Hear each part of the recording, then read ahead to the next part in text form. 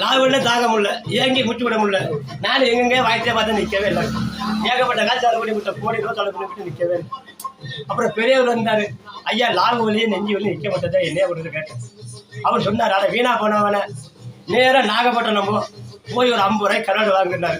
என்ன கரடு வேணார்? கரடு வாங்க ஒரே கரடாக இருக்கணும், பெரிய கரடாக இருக்கணும் அப்படின்னாரு. சரி நாகப்பட்டினம் போய் கரடு வாங்கினாங்க 50 ரூபாய். அது என்ன பண்ணுறது கேட்டேன். உங்கள் வீட்டில் ஊசி இருந்தால் கோழி ஊசி சிரிக்கிற ஊசி இருந்தால் அந்த கடல் 3 குத்து ரத்தம் வந்தார். காஞ்சாரம் 3 குத்து 3 குத்து குத்துனாரு. சரி காஞ்சாரம் போய் 3 குத்துனார். ஊசால 3 சொட்டு ரத்தம் வச்சு வந்துச்சு. முடியல இதில் வாங்குறது கேட்டேன். சோடா முடிட்டு போனார். சரி சோடா முடிய 3 சொட்டு வாங்கி அதை வாங்கி வச்சு விட்டு என்ன ரத்தம் மட்டும் தான் போடணுமான்னு கேட்டேன். தம்பி இன்னொரு வயிற்று இருக்குன்னா அது பார்க்க கொஞ்சம் முக்கியமா அப்புறம் சரியாகும் அப்படின்னாரு.